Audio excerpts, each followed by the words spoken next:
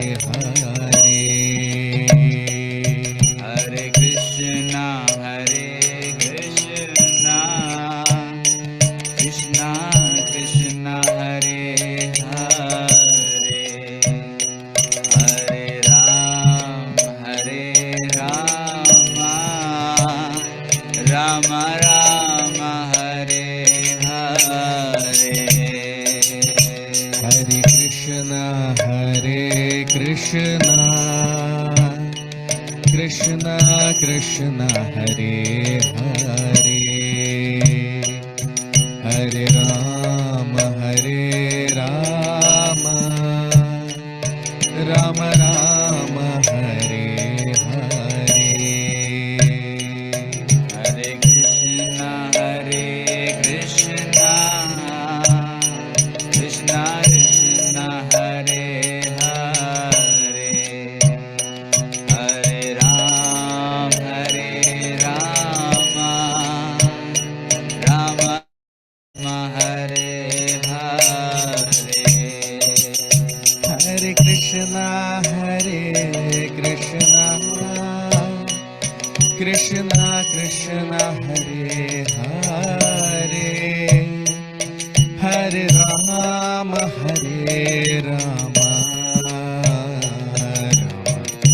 Rama Hare Hare. Hare Krishna, Krishna Krishna, Hare Hare, Hare Rama, Rama Hare Hare. Hare Krishna, Krishna Krishna, Hare Hare, Hare Rama,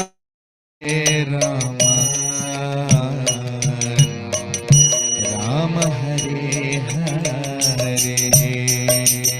Hare Krishna, Krishna Krishna, Hare Hare, Hare Rama, Rama Hare Hare. Jaya Radha Madhava, Jaya Kunja Vihari, Jaya Gopi Janvallabha, Jaya Girivardhari. Jai Radha Madhava, Jai Kunja Vihari, Jai Gopi Janvallabha, Girivardhari. Jaya Radha Madhava, Jaya Kunja Vihari, Jaya Gopi Janvallabha, Jaya Girivardhari. Jai Radha Madhava, Jai Kunja Vihari, Jai Gopi Janvallabha, Jai Girivardhari. Hare Krishna, Krishna Krishna, Hare Hare, Hare Rama, Rama Rama, Hare Hare. Hare Krishna, Krishna Krishna, Hare Hare, Hare Rama, Rama Rama Hare Hare. Hare Krishna,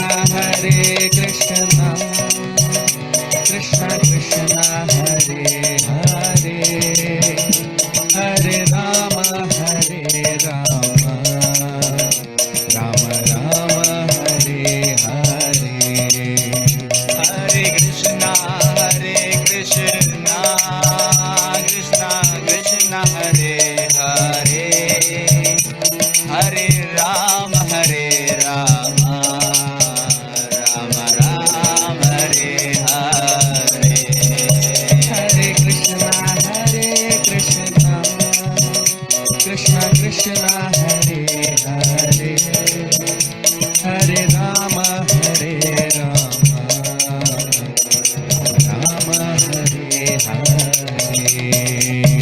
Krishna,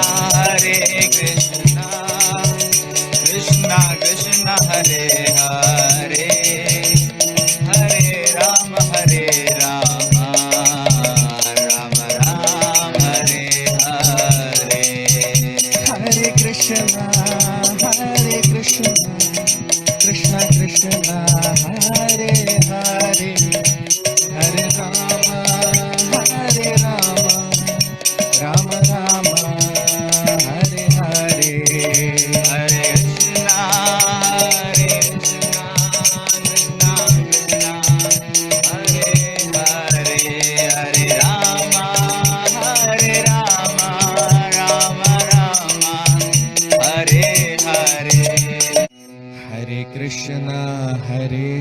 Krishna, Krishna Krishna, Hare Hare,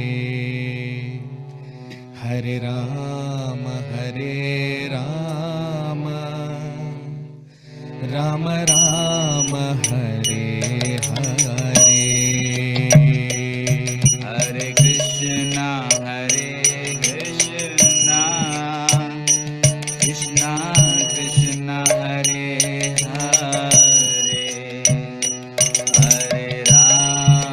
Hare Rama, Rama Rama, Hare Hare. Hare Krishna, Krishna Krishna, Hare Hare, Hare Rama, Rama Rama, Hare Hare. Hare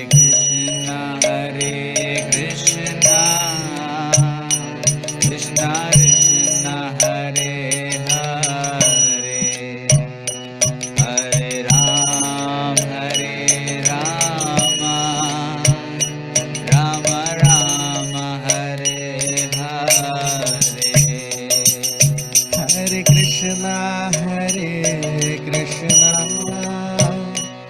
Krishna Krishna, Hare Hare, Hare Rama,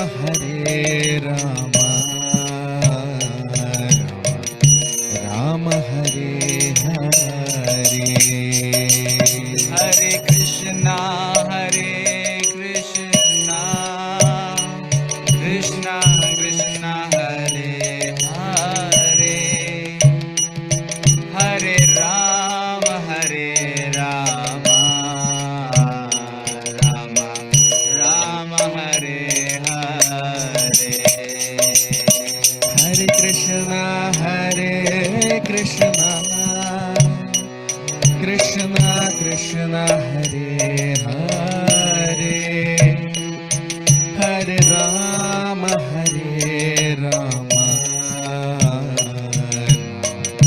Rama Hare Hare.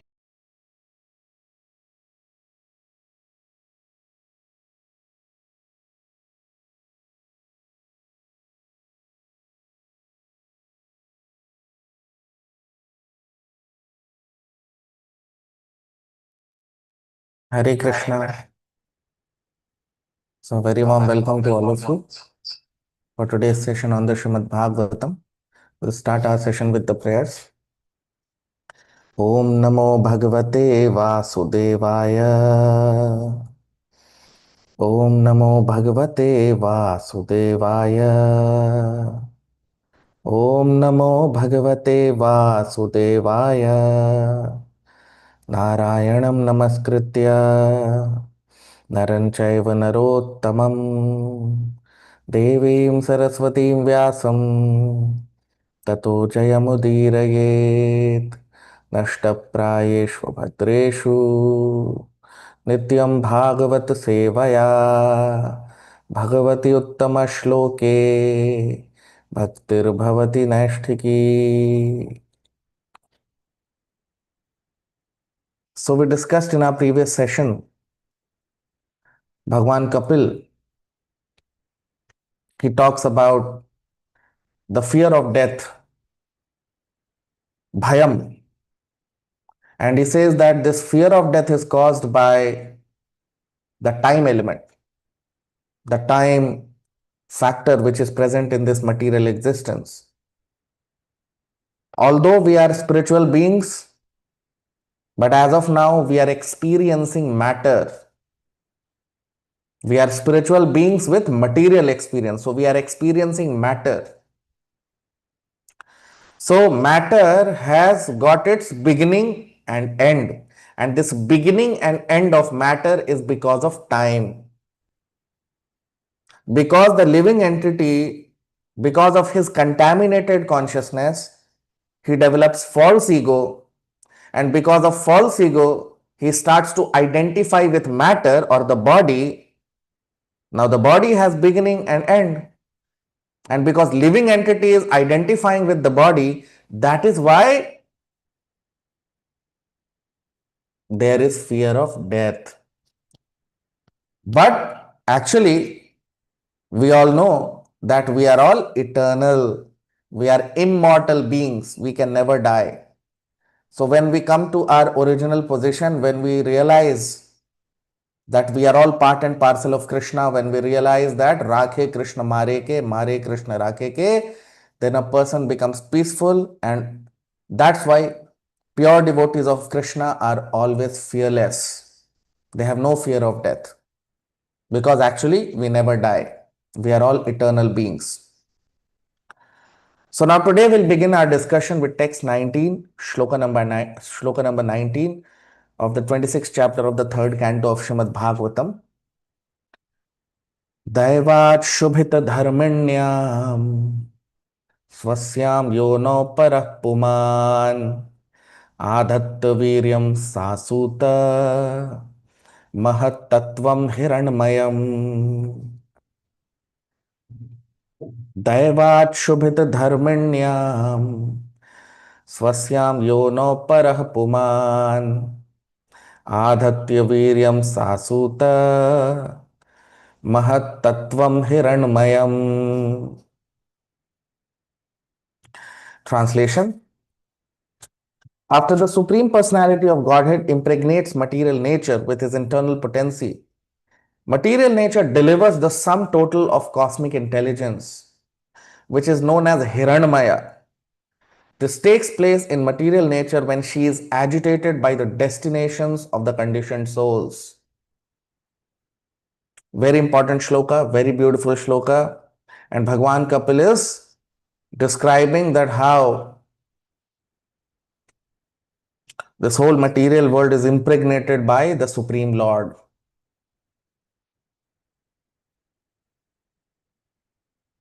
Because there are a group of philosophers called atheists. Atheists. Now, atheism is basically a product of material consciousness. Atheistic philosophy and atheism is a product of material consciousness. So, predominantly, and this atheistic consciousness has always existed because there have always been demons, isn't it? Demons were always there. And demons are basically atheists. Vishnu bhakt bhavet daiva asuras tad viparyayah. That the devotees of Lord Vishnu, they are called daiva or devatas or demigods.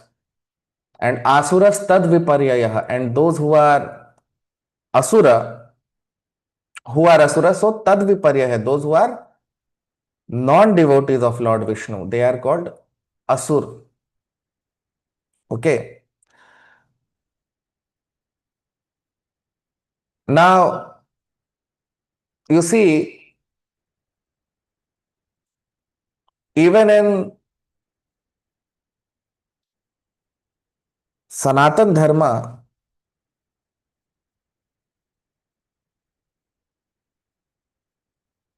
there are some, not in Sanatan Dharma, but deviations of Sanatan Dharma are also sometimes atheistic in nature. Because many times we have spoken about Mayavada philosophy, isn't it? It's very common. We speak about it because what is Mayavada? Mayavada means Advait. The Advait philosophy is called Mayavada. And Advait philosophy was given by Shankaracharya. Now, who is Shankaracharya? So, Shankaracharya is basically a fractional expansion of Lord Shiva. So, there is description in Padma Puran. In Padma Puran, there is description. In many scriptures, actually, there is description that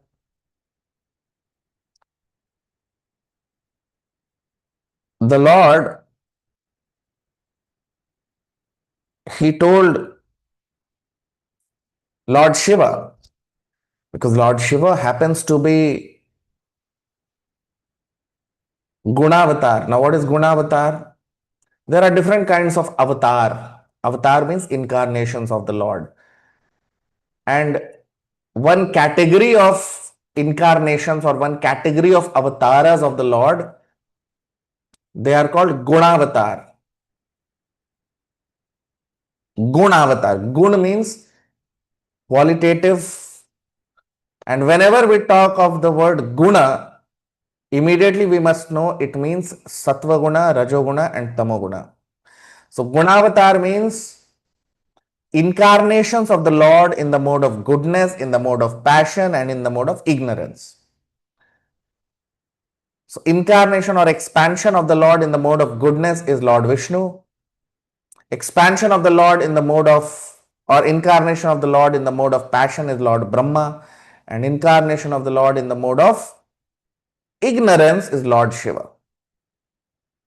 That means it's not that Lord Brahma is in passion or Lord Shiva is in ignorance. No, they are in charge of the mode of goodness.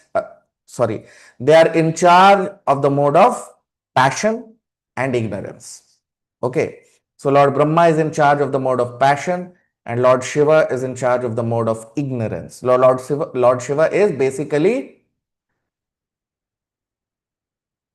incarnation or expansion of the Lord in the mode of ignorance. So, the Supreme Lord, he instructed Lord Shiva that you go to earthly planet and propagate a philosophy which will be atheistic in the guise of Vedas. It's a disguised atheism in relation with Vedas. So, why the Lord did this? Why Krishna did this? There must be a reason. Okay, I'll come to that. Now, prior to this, Shankaracharya came a lot later. Prior to that, 5,000 years back, Krishna, when he was present, he gave the philosophy of the Bhagavad Gita. Okay, 5,000 years back, Krishna spoke Bhagavad Gita. And around 4,000 years back, between 5,000 and 4,000 years back, this philosophy of Srimad Bhagavatam was inducted by Vyasdev, because all the sages, they did 1,000-year sacrifice for the welfare of all the people of the world, and that 1,000-year sacrifice is called Srimad Bhagavatam. The essence or the nectar of that 1,000-year sacrifice is Srimad Bhagavatam. That is the philosophy of Bhagavatam. Okay. So, Vedic knowledge was prevalent and Srimad Bhagavatam was and Srimad Bhagavatam and Bhagavad Gita, they both are theistic science. Okay, they both are theistic science. Theistic means we know Srimad Bhagavatam and Bhagavad Gita, They are meant to make us pure devotees of Krishna. But after some time, some people, they started misquoting from the Vedas and started killing animals. Although there is prescription of yajna, there is prescription of sacrifice, animal sacrifice in the Vedic scriptures, but that is meant to be performed only by those who are qualified brahmanas to deliver animals to give them a higher life in the next birth. That is the purpose of yajnas or animal sacrifice. Okay. But people started misusing those parts of the Vedas and they started killing animals mercilessly. So at that time, the Lord had to descend in the form of Buddha. So what is the philosophy of Buddha?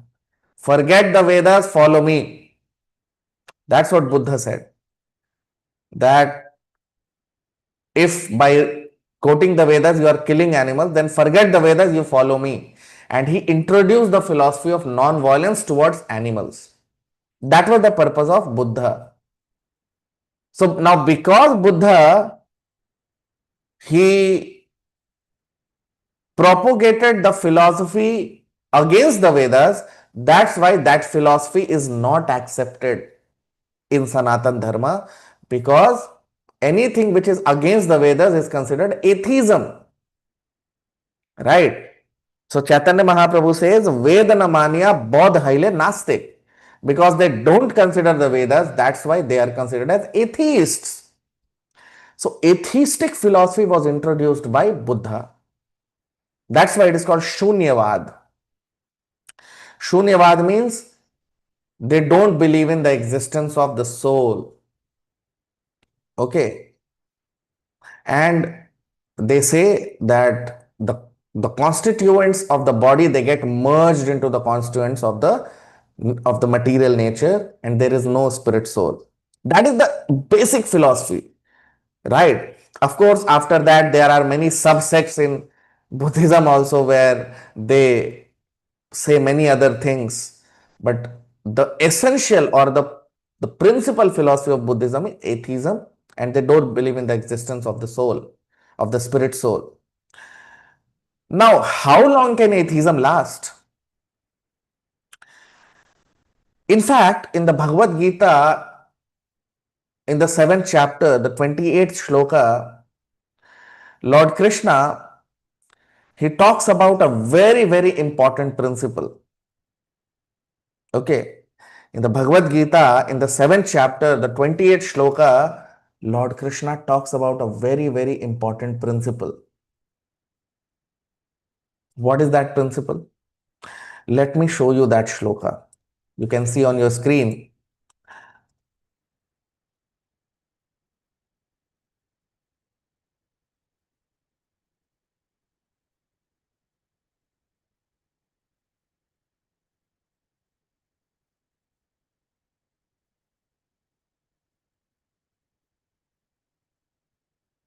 Just give me some time. I'll just open the Bhagavad Gita for all of you.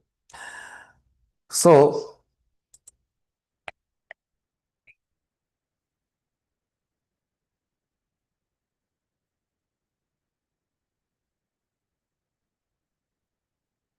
Krishna, in the 7th chapter of the Bhagavad Gita, in the 28th Shloka, you see on your screen, 27th and 28th Shloka, you see. What is Krishna saying in the 27th Shloka? Ichha dvesha samuthena dvandva mohena bharata sarva bhutani sammoham sarge yanti parantapa. So what is Lord Krishna saying here? That ichha dvesha samuthena. How do living entities enter into this material nature? So the living entities, they enter into this material nature because of, you see on your screen, ichha dvesha. Because of ichha means material desires, and dvesh means enviousness to God, enviousness to Krishna. And that enviousness to the Supreme Lord percolates into this material world because of contaminated consciousness and false ego that gets reflected in this material world in the form of enviousness to others. Okay. So, ichha dvesha samuthena dvandva mohena bharata. So, because of material desires and dvesha, because of enviousness to Krishna, when that enviousness comes into this material existence, that turns and that results into dvandva and moha. Dvandva means duality because of because of the property of matter, because of time element we discussed in the previous shloka. So there is dvandva, there is duality. Okay. And mohena means illusion. So because of ichha and dvesh, because of material desires and enviousness to Krishna, a living entity falls into this material nature. That is what is mentioned here, you see. इच्छा द्वेष समुत्थेन द्वंद्व मोहेन भारत सर्वभूतानि सम्मोहम सर्गे यान्ति परंतप. All the living, you see, sarvabhutani means all the living entities who have come into this material world. You see, sarge yanti, sarg means this material creation. So sarge yanti, yanti means to fall down, to come into this material nature. So why living entities come into this material nature? Because of ichha and dvesha, which turns into dvandva and moha. When the living entity falls into this material nature, his material desire and enviousness to Krishna turns into dualities and moha, illusion. Okay, so this is done, 27 shloka. Now come to the 28th shloka. You see what Lord Krishna is saying. Yesham tu antagatam papam jananam punya karmanam te dvandva moha nirmukta bhajante mam dridvrata. Remember all these things. And all of you, I always recommend that sometimes we go deep in Srimad Bhagavatam. Most of the times we go very deep. And that is why all of you should listen to these sessions more than one time. Why? Because maybe first time when you are hearing, you may not be able to grasp. Sometimes it may happen, right? So hear it more than once so that you can grasp everything very nicely. Okay. Because the more we do Shravanam, the more we'll develop that grasping capacity. So even if you hear more than once, it's always good because then you will grasp better. So anyway, so Yesham Twant Gatam Papam. So now after that, Lord Krishna says the next shloka that Yesham tu Antagatam Papam. In the previous shloka, what did Lord Krishna say? That living entities, they fall into this material nature because of material desires and iksha and dvesha, enviousness to Krishna. And that turns into dvandva and moha, dualities and illusion. And that's how living entities, sarge yanti, they enter into this material nature. Now, yesham tu antagatam papam, but those living entities, antagatam papam, whose sinful activities, antagatam, whose sinful activities have been eradicated. Okay. Janaram punya karmanam, and they have acquired punya, they have acquired lot of piety, they have acquired lot of punya. Punya means they have acquired lot of, they have done good deeds because of which they have acquired pious credits. Okay. So, te dvandva moha nirmukta. You see, in the previous shloka, dvandva moha came. And that dvandva moha was because of iksha and dvesha. So, a living entity becomes te dvandva moha nirmukta. Nirmukta means to become free from dvandva and moha. Living entities, they become free from dvandva and moha, dualities and illusion. Bhajante, when they become free from that, then bhajante mam dridvrata. Then they can serve Krishna. You see, bhajante mam. Bhajante mam means Krishna is telling they do my bhajan. They serve me. Bhajan means to serve Krishna. So they are able to serve me dridvrata. Dridvrata means with fixed up determination. That fixed up determination to serve Krishna will come only when a person becomes sinless. Till he is sinful, he cannot serve Krishna properly. So to serve Krishna properly, a person has to become sinless. That is primary condition. You see, bhajante mam dridvrata. Dridvrata means, you see, with firm vows and steady faith. Okay. So dridvrata means that a person, if he wants to serve Krishna with strict vows and steady faith, that steadiness, that sincerity, that discipline, that devotion to serve Krishna will come only when a person has become sinless. Okay. So this we understood. Now coming back to the shloka that we were discussing.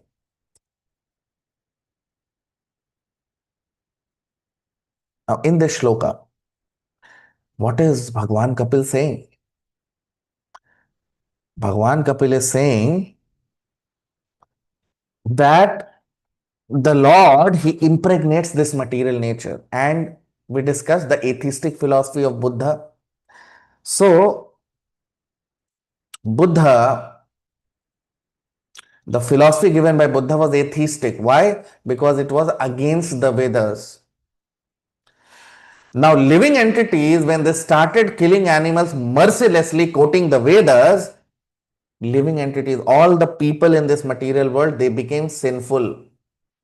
Why? Because sin increased in this material world. When people start killing animals mercilessly, then what happens? Sinful reactions increase in this material world. Now, when sinful reactions increase, what will happen? Then, because not only that, even if a person is not killing animals, he also becomes a part of the sin, because the cumulative sin of this world increases. So then people become ineligible. They are not eligible to serve Krishna with determination. Dridvrata. They cannot become Dridvrata. So that is why Buddha came and he abolished the Vedas. Because by quoting the Vedas, people started killing animals mercilessly, and the whole world became sinful. So Buddha came and he said, forget the Vedas, follow me. So he abolished the Vedas. Now without the Vedas, without Vedic scriptures like Bhagavad Gita and Srimad Bhagavatam, how will people learn devotion? So now again Vedas have to be re-established. But people are very sinful, and Vedas have to be re-established. Okay. People, the piety of this world has not reached a stage where Krishna can be worshipped properly. People have become sinful. But without establishing the Vedas, how will people reach that stage of sinlessness? So first, you see how Krishna plans everything. So first Krishna came as Buddha. He descended as Buddha is basically Shakti-Avesh avatar, means empowered incarnation. So he abolished the Vedas, because of which people were becoming sinful. So gradually people because he abolished the Vedas, so people stopped some of the people, they stopped this sinful activity, those who were following Buddha. So because of that, gradually little bit of piety increased in this world. Now, still people were sinful, but less sinful. Okay. So then Krishna sent Lord Shiva, his fractional incarnation, fractional expansion as Shankaracharya, and told Shankaracharya that you don't reveal the Vedic truth. You cover the Vedic truth in the form of Advait Siddhant called Mayavada. It is said Prachannam Bodham. It will be Buddhist philosophy, it will be atheistic philosophy only, but you establish the Vedas first. Now, why Krishna did that? Because people were still not eligible to serve Krishna properly. They were less sinful, but still they were very sinful. So when a person is sinful, he cannot understand Krishna properly. So, but if we don't establish the Vedas, how will people understand Krishna? So, but still people had become little less sinful. So that's why Shankaracharya came and he gave disguised atheism called Advait. Advait philosophy or Mayavad philosophy is disguised atheism. That philosophy is Prachannam Bodham, means Padma Puran, Krishna says Prachannam Bodham means its philosophy is Buddhist philosophy only, but in disguise.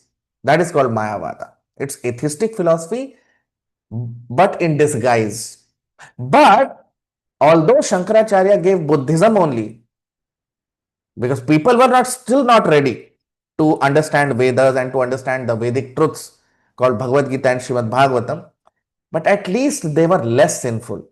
So he established the Vedas. Okay. And then Krishna started sending Vaishnavacharyas. First came Ramanujacharya, Madhvacharya, Ramanujacharya. So they established Vaishnavism, Bhakti. Bhakti started with Madhvacharya in our Brahma Sampradaya and Ramanujacharya in Sri Sampradaya. So both were empowered incarnations of the Lord, Madhvacharya and Ramanujacharya.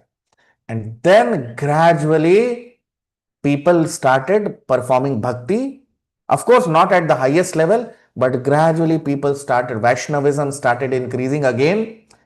And then Krishna, when piety increased to that level where people could understand Krishna now, then Krishna descended as Chaitanya Mahaprabhu. Then Krishna himself descended. Because if Krishna has to descend, there has to be pious people. Otherwise, Krishna cannot come. So, piety increased to that level where Krishna could come down. So, Krishna came down as Chaitanya Mahaprabhu and gave the highest philosophy called Achintya Bheda Bhed Tattva. Okay. So, the highest philosophy was given by Krishna when Chaitanya Mahaprabhu descended. So, what we are learning in Srimad Bhagavatam and Bhagavad Gita, this is the highest philosophy. There is nothing higher than this in the whole creation. Okay. So we cannot imagine our good fortune.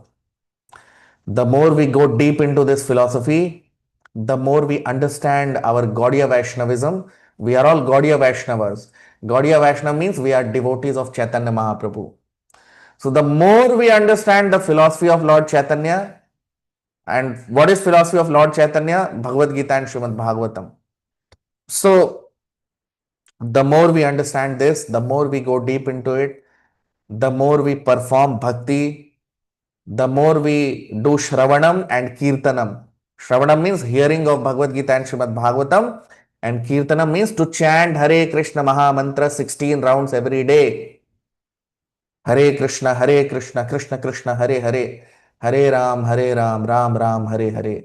So the more we do Shravanam and Kirtanam like this, the more we will realize how fortunate we are. We cannot imagine our good fortune, right? So you see, it is all Krishna's plan for the whole world, how to deliver everyone. Okay, how to deliver everyone, right? So why I gave this background? Why I gave this background? Because there are a group of philosophers who are atheistic philosophers, and the beginning of atheism is Buddhism. So that's why, to make you understand that how Buddhism came about, what was the source, why this Buddhist philosophy was established. It's all plan of Krishna. It's all a plan of the Lord. So they say that matter produces life. Atheistic philosophy is completely opposite of Vedic philosophy. Vedic philosophy says that spirit produces matter. And atheistic philosophers, they say, like Buddhism and all, they say that matter produces life. But what are we learning here in Srimad Bhagavatam? You see this shloka, what is Lord Bhagwan Kapil saying here?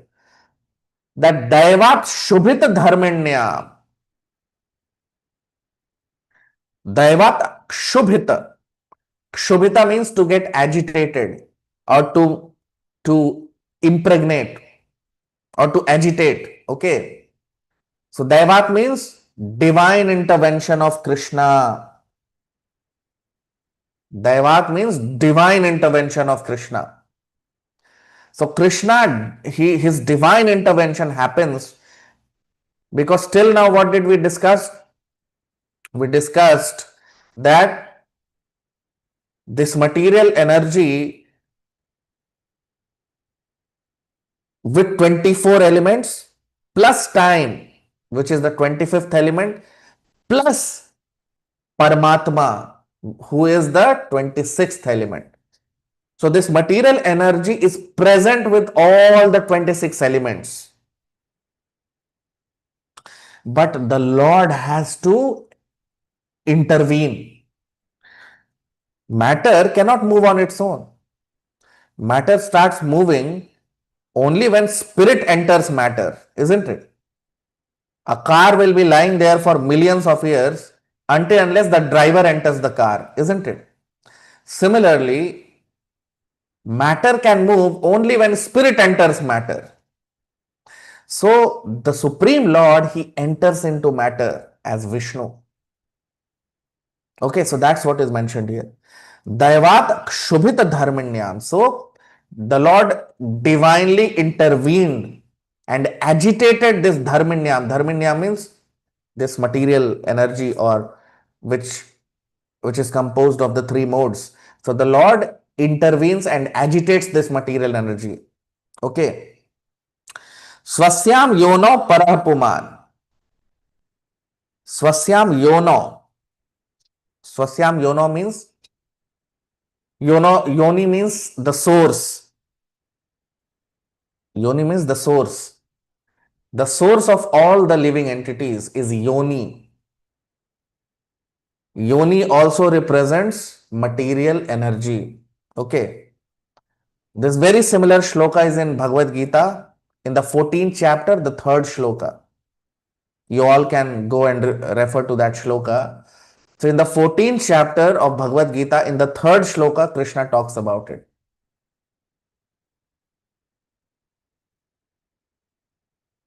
He says that mama yonir mahad brahma tasmin garbham dadhamyaham sambhava sarva bhutanam tato bhavati bharata.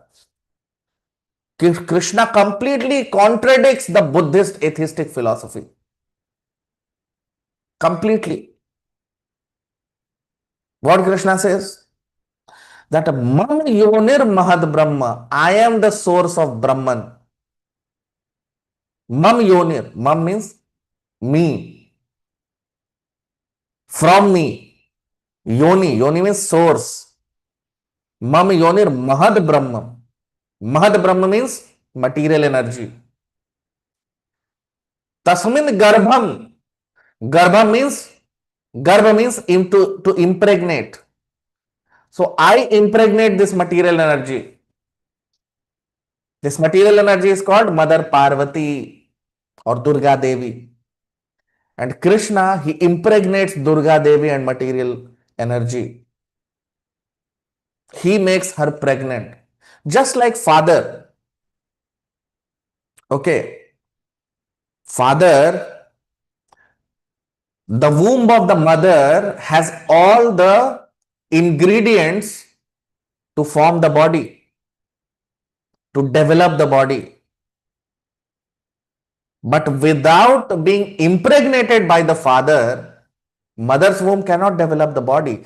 So the spirit soul takes shelter of the semen of the father. Okay. And how spirit soul enters the body of the father? When the father eats food. So how the spirit soul enters the food items or food grains? Because of rainfall. Right? We enter into this material world because of rainfall.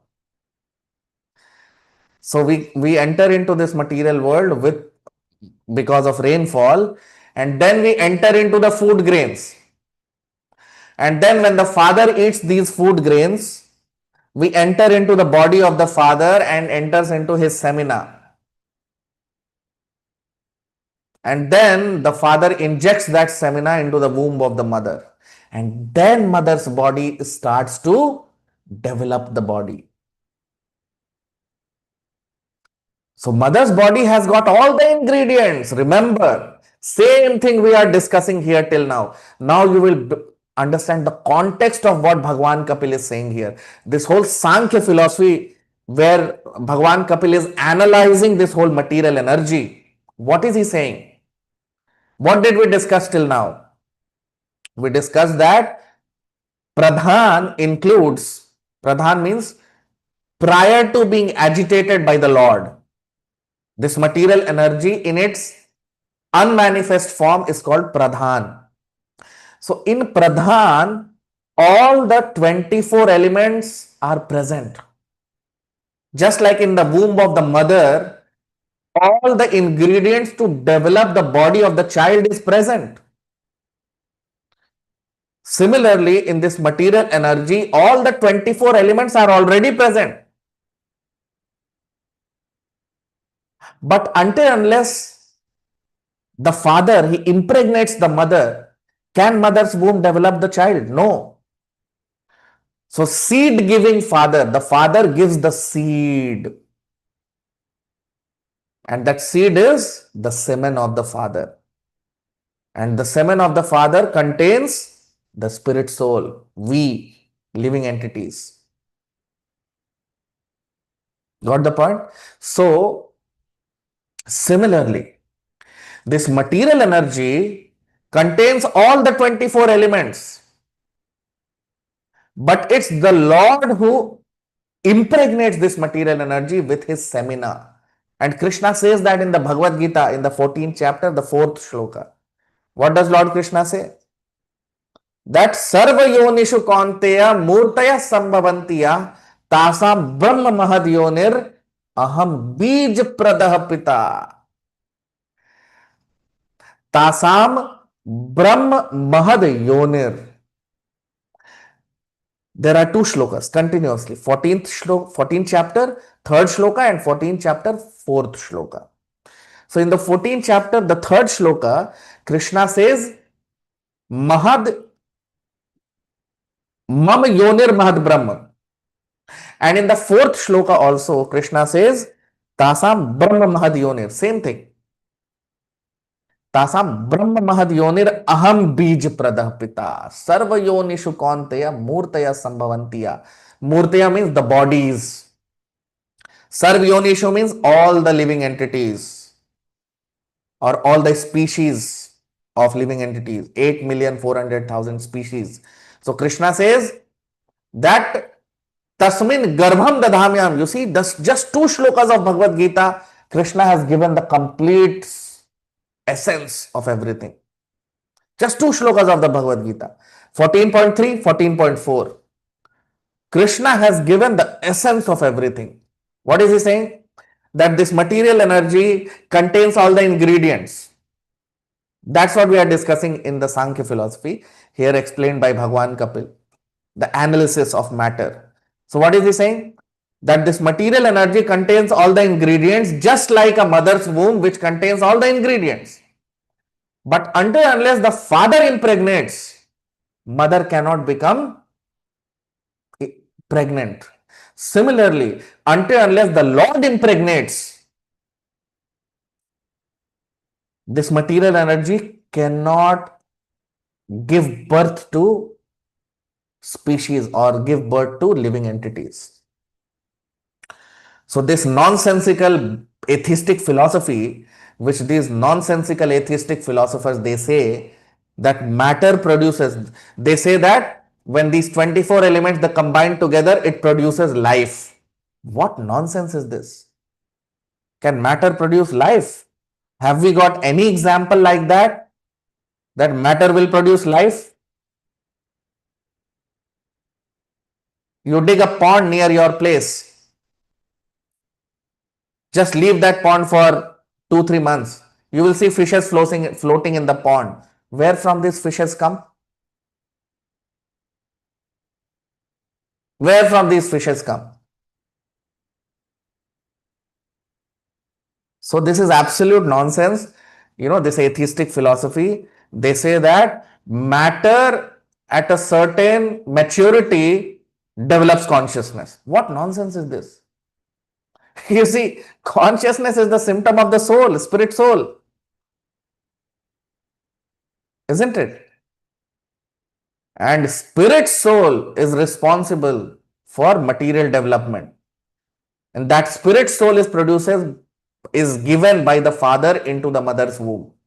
Similarly, the living entities are impregnated into this material energy by the Supreme Lord. And then this material energy starts to produce living entities. That's how material energy starts moving, because material energy cannot move without matter, without spirit. Matter cannot move without spirit. So those spirit souls are impregnated into this material energy by the Supreme Lord. And that aspect of the Lord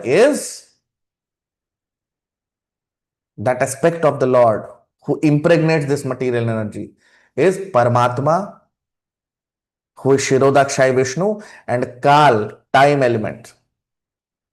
Okay. So we'll discuss more about it in the upcoming sessions. But we are going into a lot of detail because the Sankhya philosophy is very important to understand, because Bhagwan Kapil is giving the essential principles of material nature. Okay. So those who are new to the channel can subscribe. All of you can like, comment, share. So many times people say, why like, comment, share? Because when you like, comment, share, of course, sharing is different, but when you like and comment, I get to know how many people are watching. Are people sincerely hearing, doing Shravanam or not? So I get an idea because of that. So I keep watching all of you, your comments, your likes, everything. I get to know who all are sincerely doing Shravanam or not doing. Okay. So thank you very much. We'll stop here. We'll continue our discussion in the next session. Hare Krishna.